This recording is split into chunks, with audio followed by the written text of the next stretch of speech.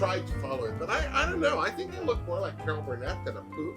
Oh, hey! Hi! It's me, Wilma Fingerdoo, with the Fingerdoo review of RuPaul's Drag Race All-Stars Season 5, Episode 2. And before we get started, of course, it's time for the thank yous. I want to thank Vito Bocuzzi again for tipping me. Morgan Thornburg, also a PayPal tipper. Shauna Graff. Christina Berry, God bless you, from America, and Glenn Gore. Thank you to all of you who tipped this week. Also, I want to send a shout out to Andrew Joseph 156 on Instagram.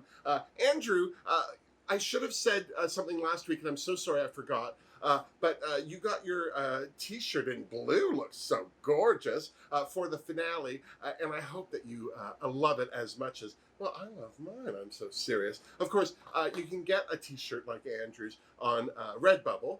You can also get, ooh, look at this, they came in today, my face masks. Now, I know it's hard to get on with a wig. Oh, look at that. I got a big face. That's a lot of coverage for a face. I'm just saying. And you know what's good? Somebody was saying to me that because of the way they sit on the cheeks, you don't steam up your glasses if you're a glasses wearer. So anyway, these are available on Redbubble. And the nice thing about them is they're washable. So even if your makeup isn't waterproof, you can whip them through the wash and make them fabulous and delicious for another day of protection. There you go. Now, let's get to it. Jorge! Drink me! Ooh, look at you giving me a classic martini. You know, after the vanilla Luzon, it's nice to have a classic. Not that I didn't like the vanilla Luzon, I'm just saying. Oh, I thought it would be gin. It's vodka. Oh, it's lovely with a twist. I'm so serious. You know, I'm not a fan of drinking things without a straw, but I'd make concessions for a martini. Seriously. So we kicked this week off by, well, not saying goodbye to Derek Barry. I don't know if that was planned, if they just weren't interested. Personally, I think that the queens were a little distracted by that surprise tray of cocktails. That's new, right? Cocktails after the elimination? Is that a new thing on All Stars? Does it always happen on All Stars? Maybe I have had one too many cocktails in my time to remember these things. But seriously, a post-elimination imbibing. Lovely. Don't get me wrong. I imbibe after an elimination from time to time.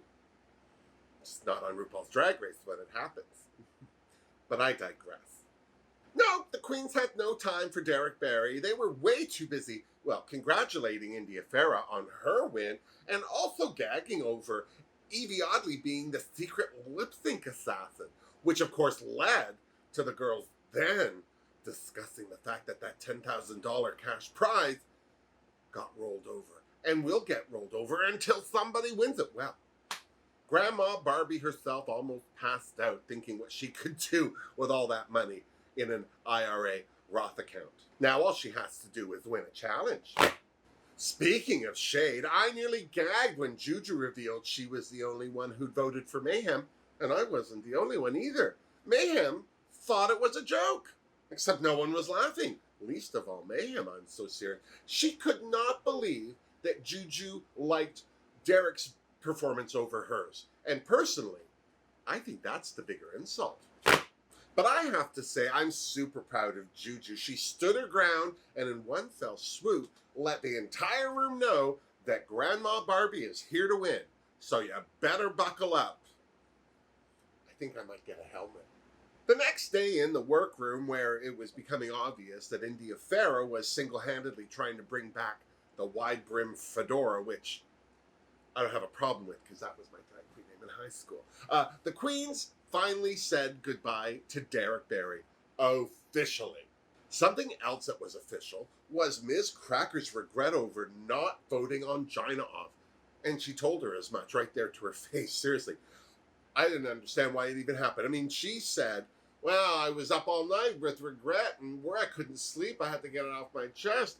Apparently, Ms. Cracker felt that Derek and Mayhem believed that they could succeed in the Maxi Challenge, whereon Gina did not.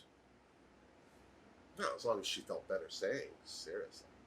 Well, Angina loved that, saying, you're not Ben de la Creme and you wish you were. I mean, not to Cracker's face or so she'd hear. But she said it. Mind you, I said as much last week. You know what was really shady? Alexis and Mayhem's reaction to Cracker and Angina having it out. Seriously, look at them. They know it's all about to hit the fan. It's only episode 2. Thank God Ru showed up with the Maxi Challenge before anyone could start scratching each other's eyes out. And this week the Maxi Challenge was the girl group challenge. They had to perform in groups of 3 to the new All-Stars hit, I'm in Love. Each queen would have to write a lyric for a verse about a secret celebrity man crush. Ru revealed that her secret celebrity man crush was Ed O'Neill from Married with Children, and I have to say, I know where she's coming from. I always thought that Ed O'Neill, I don't know, maybe it was the hand down the pants. I don't know what it was, but yummy. Seriously. Here's to you, Ru. I'll fight you for him, I swear. Who's my celebrity man crush, you ask? Well, not that it's any of your business, but Ving Rhames. Ving Rhames melts my butter. Ving Rhames, first of all, his real name is Irving Ramses Rhames. He had me at Ramses. Then Ru put India as last week's winner on the spot by asking her who she thought her 2 biggest competitors were. Well, she picked Shay, naturally, and Blair.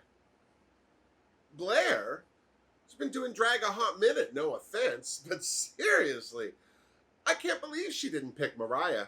Well, and neither can Mariah, I'll tell you what. And can I also ask just one little question? What's with Miss Cracker in this picture? The minute Ru said, who's your biggest competitor, that's what she did. She turned and faced India like full face confrontation. Seriously. She doesn't want people thinking she's creepy and weird. This is not the way to do it.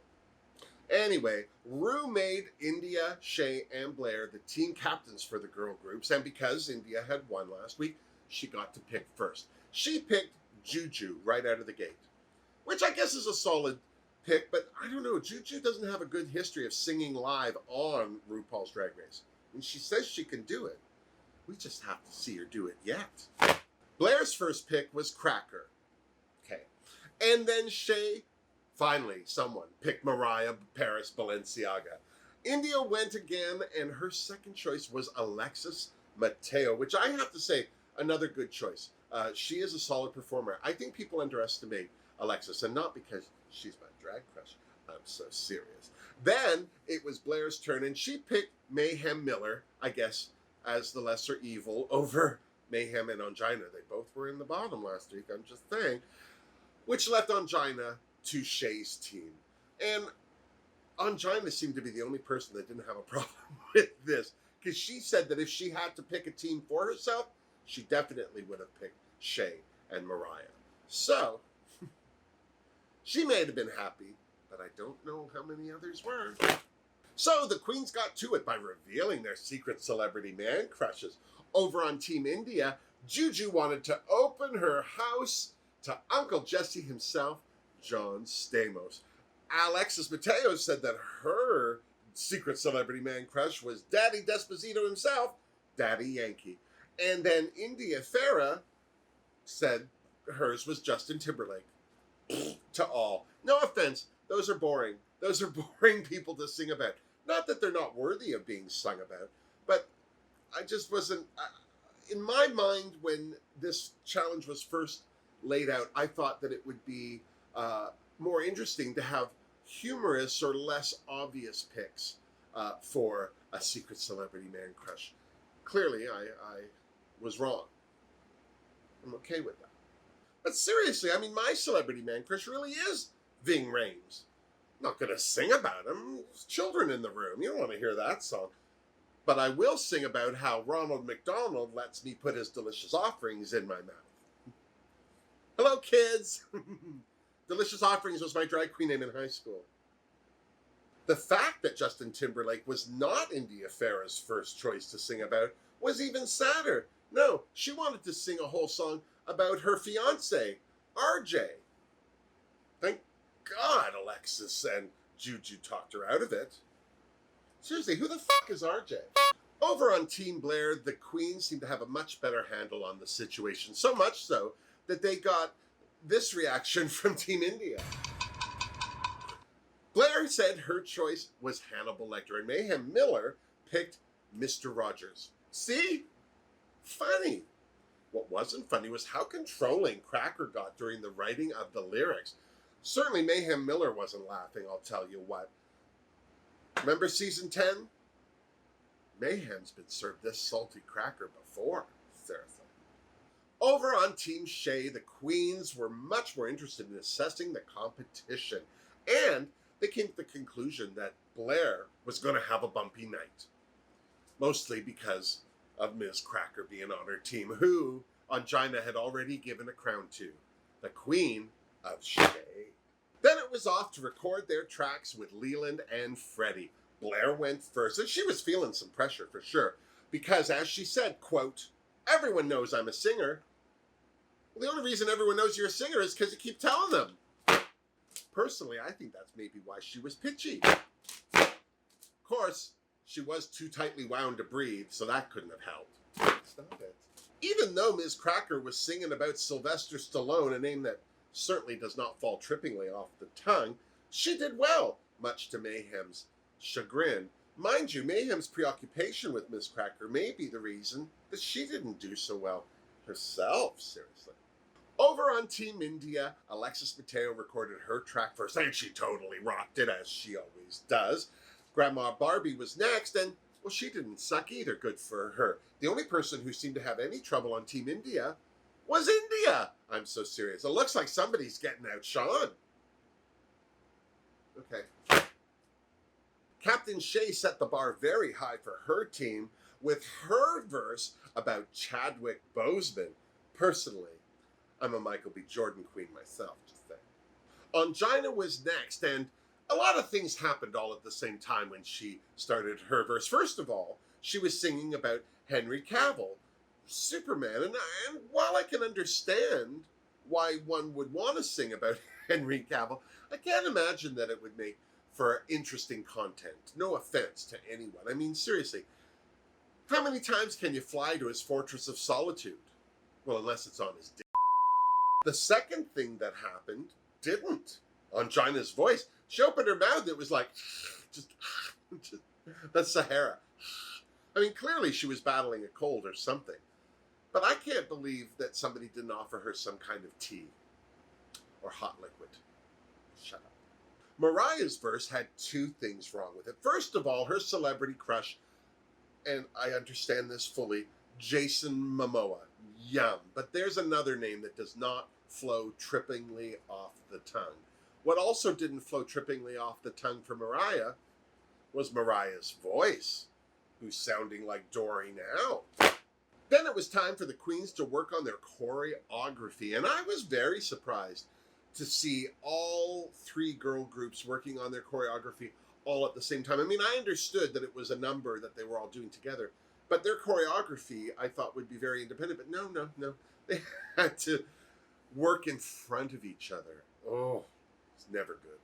Right away over on Team India, well, India bailed and made Alexis Mateo the choreographer. She put her in charge of the whole look of the group. And although Alexis was a little shocked by it out of the gate, within moments she had that team syncopated.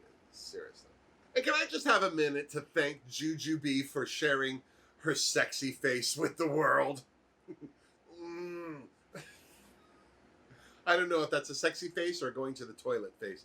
I'm just saying. Certainly makes me feel a whole lot better about my sexy face, which is mostly just head back, mouth open, drool,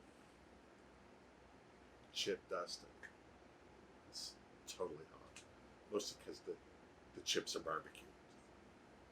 Team Shea was next, and because Shea felt that the recording session hadn't gone as well as it could, her team was going to really have to step it up in this choreography, so she took the reins, and by the time she was done, well, the other queens were scared of them, seriously. All I can say for Team Blair is it's a good thing they brought their comfort pillows, because this whole process was painful. Ms. Cracker. The next day, as the queens got ready for the runway, everyone dished over the tension on Ms. Cracker's team. And because Mayhem wasn't sitting next to Cracker or Blair, she felt free to share her opinions on all of it. And by all of it, I mean Miss Cracker. Of course, it not being a big workroom, it was obvious that Team Blair could hear that things were being said about Cracker. So much so that Blair felt the need to say to Miss Cracker, "You may be difficult, but I love you." Well, difficult's the wrong thing to say to Miss Cracker. She has a Pavlovian response to it, because apparently she gets called difficult all the time. Personally, I think her having a Pavlovian response to being called it every time everyone says it is what makes her difficult.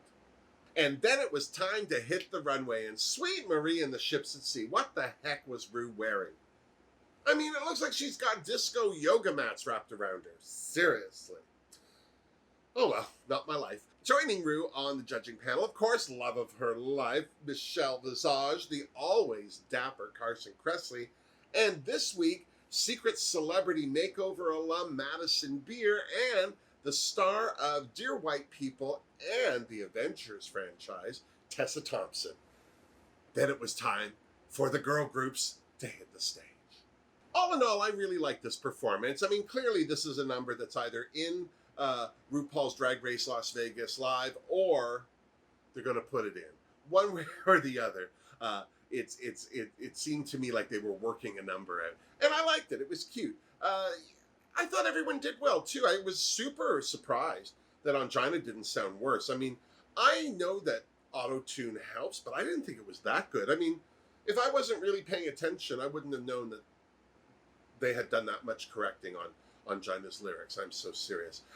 Everyone did well. Clearly the standout was Shea Coulee. Her lyric was good. Her look was good. But even on her team, you know, Mariah Paris Balenciaga, this is the thing. In my reviewing of the cast for this season, Mariah was one of those queens. I mean, season 3, it's been a while. I don't really remember her being that impressive. I remember being impressed by her visually, but not by her as a performer. And she's doing that again to me on All Stars. I just wasn't impressed with her lyric. I was more impressed, actually, with Angina's lyric and her performance of it. She just seemed to be more interesting and gung-ho. But they both paled in comparison to Shea Coulee. India's team, I don't know. Jujubee totally sold her lyric. I thought it was great. She clearly was a strong member of her team, as was Alexis Mateo. She was the first verse for the whole song, and she did a great job. It was high energy. It was very personal to her and adorable. Everyone seemed to love it. And then they got to India Farah, and I'm just going to say, India, Mariah, and Angina all had weekly lyrics, and they all sang about real crushes. Like the minute in India's team that India said, "I'm in love with Justin Timberlake," the whole song died. It's just like, who? Are you? I mean, don't get me wrong. If it weren't a felony, I would have been all over Justin Timberlake from day one. But he was 12 and I was 100. But the whole thing was, for me, as good as I didn't have the same problem with Michelle with India's lyrics as Michelle did, but I didn't mind her lyric, but it was just boring to watch her do it. And that was the same case with Mariah. Angina I didn't find boring to watch, but it just was a boring lyric. That's why Blair's team, I thought, did well all around. I mean, Blair's Hannibal Lecter line was absolutely hilarious. Ms. Cracker's entire Sylvester Stallone verse was a hoot. And I have to say, I was super impressed with Mayhem Miller. This is the first time, in my opinion, on both of her showings on RuPaul's Drag Race, that she shone on her own. So I was super impressed with Team Blair. Clearly no weak points there. Seriously. And then it was time for the queens to hit the runway. This week's category, loving the skin you're in. And when Ruth said that, I thought, oh, this must be another nude illusion challenge like on season 7. And I'm sure that the queens could have taken it that way if they wanted, but it seemed the majority of them were dressing in skin tones, their own or others. But India Farah was first, and that's why when she came out and heard us, I was like, well, just for that second, I wasn't sure what the heck I was looking at. And then I realized that she had used an array of skin tones that are in the world, I guess, of dance.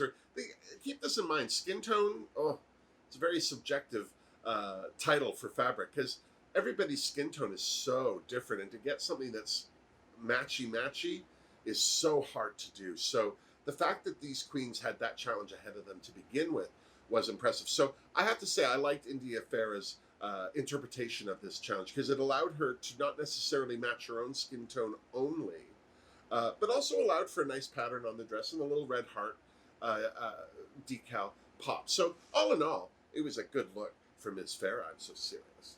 Jujubee wore a beautiful skin tone gown with a dramatic updo, and I call the updo dramatic because it kept looking like it was about to fall forward, and I, for one, was worried that it would. Drama. God bless Alexis Mateo. Here's a point in fact on skin tones. This vinyl that she's wearing is too yellow for her skin tone. It's a good match. I'm sure of the choices that were out there, this was probably the best, but I wouldn't have gone with a vinyl or even leather. It's too literal skin. I would have gone with a matte fabric, because I also find that the shine on that vinyl is a little too distracting. That said, this dress was gorgeous. I loved the cut. I loved how it fit her. And Alexis Mateo made that herself. Seriously. Now, can I just say, I absolutely loved Blair's runway. I thought she looked amazing. But if the category is loving the skin you're in, clearly she doesn't. Personally, I didn't understand Miss Cracker's dress at all. That corrugated wall up to her chin and well, except for that wall, I thought that she actually looked like Ben de la Creme again. Does she really want to be Ben de la Creme? I'm so serious. I mean, the other thing was that the tulle, because it was tulle, I didn't feel that it said skin tone at all. To me, it said dusty. And on top of that, she said, you've been asking for a Jewish American princess from her. Who has been? Because I certainly haven't. And while we're talking about Jewish and American princesses, I don't think that a Jewish American princess would wear that outfit if she were dead. Unless, of course, she did die and a frenemy dressed her for the funeral. I'm just saying. I loved the idea of Mayhem Miller's dress, but I really wish that the fabric had been matte. I felt because it had a gold sparkle shine to it, it fought with the beadwork. Just me. And then out strutted Shea Coulee. Oh my God, this was the best look ever. In the history of anything, this is the best look. In fact, if I had been backstage and I saw Shea Coulee get all up into that outfit, I just would have gone home. I just would have said, fine, I'm not winning this. I'm so serious. I mean, this look will be legendary. I'm sorry that Angina was next down the runway, not in a shady way, because I really liked her outfit, but it was the complete antithesis to what Shea Coulee had just worn. I mean, she was almost literally covered from head to toe in feathers. I just felt I would have been more impressed with Angina's outfit if I had seen it earlier in the runway. That's all. Mariah Paris Balenciaga's dress was absolutely stunning. And I'm going to say it was the second best look on that runway. It was gorgeous, but I don't know why it just didn't say skin tone to me. It was more beige, and I know beige can be a skin tone, but I don't know. I'm wondering if it was maybe the choice of fabric or maybe the gold down the front of it. I don't know what it was. Don't get me wrong. I loved it. It's my second favorite of the night, but I was just having a hard trouble placing skin tone with it. That's all. And then it was time for deliberations. Alexis, Cracker, and Mayhem were all safe, so they got to frig off to the Untucked Lounge for a much-needed cocktail. And in the hot seat first was India. Everyone said they loved her outfit, but they all agreed her performance was mostly forgettable. Michelle personally loved Juju's lyric, and Juju surprised the heck out of me by admitting that India helped her write them. All the judges loved Blair St. Clair's runway look, but I have to say I'm super glad that Michelle Visage asked her, how is this skin? Good for Michelle. It was obvious. Shea Coulee was the judge's fave this week, and not just because they couldn't stop looking at her nipples. Everyone seemed to be impressed with Angina's runway outfit, but Michelle and Carson both felt it swallowed her up, and Carson even said it kind of made her head look like an egg in a nest. Not a good look. Another fave of the judges this week was Mariah Paris Balenciaga, but as much as they loved her runway look, they had trouble remembering her in the girl group too. I'm so serious. So then it was time for Ru to announce this week's top queen, and it was no surprise to anybody that it was Shea Coulee. Well deserved, Shea Coulee. I'm so serious. And who landed in the bottom, you ask? Well, the rest of Shea's team, Angina and Mariah. Mariah, who knew? But the big gag was also in the bottom, India Farah. She was on top last week, now in the bottom this week. Sweet Marie and the ships at sea. Backstage, with a cocktail firmly grasped in her hand, Shea shared with the other queens how devastated she was that 2/3 of her team were in the bottom. See what a great captain she is, seriously. But before she could wax poetic, Angina piped up. She said that the other 2 queens in the bottom didn't deserve to go, and that the queens shouldn't deliberate, that they should just vote for her. A revelation that clearly made Ms. Cracker regret saying anything to Angina after the elimination. At least she apologized to her. Finally. You know, it was weird after Angina's revelation because it almost seemed a fait accompli. You know, like, what are we even talking to any of the queens for? I mean, I like the fact that Shea went through the motions and made it look like she still hadn't decided who she was going to vote for. But I can't imagine that anything anybody said would make anybody want to keep Angina over somebody else. Unless it was another queen. Like, I know this sounds shady, but if Cracker had been in the bottom 3, then maybe it would have still been up in the air. But nobody dislikes Mariah or India yet, or Angina. And certainly nobody's threatened by Angina, which is, I'm sure, why some of those queens weren't upset with her making it through last week.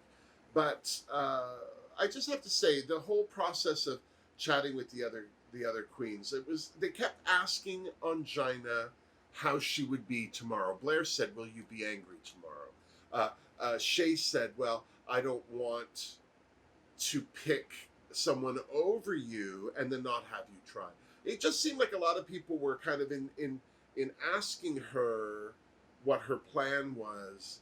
They were almost asking for permission to kick her out without her being angry. So after the queens all voted in, Shea changed her outfit. It was back to the runway to find out who this week's secret lip sync assassin would be. And there was that moment when the panel was like up and all you saw were gold boots. Somebody said Trinity Taylor. I was like, oh, Trinity Taylor's an excellent lip syncer. And if she isn't a lip sync assassin later in the season, well, I would flip a table if I were her, I'm just saying. But no, it was Alyssa Edwards. And now, right away, I was like, oh, okay, Shea's got this. No offense to Alyssa. Not that she's not a great lip syncer, but when Evie was revealed, it could have been anybody, Shea Coulee, anybody, to lip sync against Evie, and I knew that Evie was going to win. Alyssa, she's a great lip sync performer.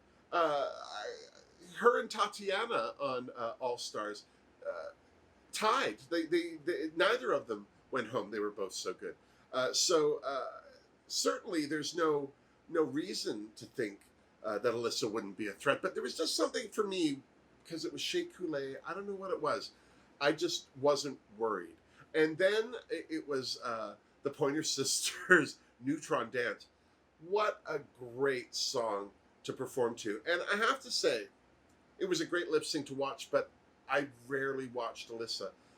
Not because Shea pulled focus, but Alyssa really didn't do that much. Shea seemed to be moving on all the little beats she always had, whereas Alyssa was more taking her time and posing, and clearly I'm an excellent Alyssa Edwards impersonator. But I just felt that there was more going on where Shea was concerned, so my eyes were drawn to her most. So when the glitter all settled, it was no surprise to me that Shea Coulee had beat the lip sync assassin, and $20,000 tip. Sweet Marie and the ships to see. That's the kind of money that comforts you after making a hard decision, like sending Ongina home, which is exactly what Shea Coulee did. I'm so serious. So there you go. Another episode done and dusted. Only 8 queens left. Who do you think is next to go home?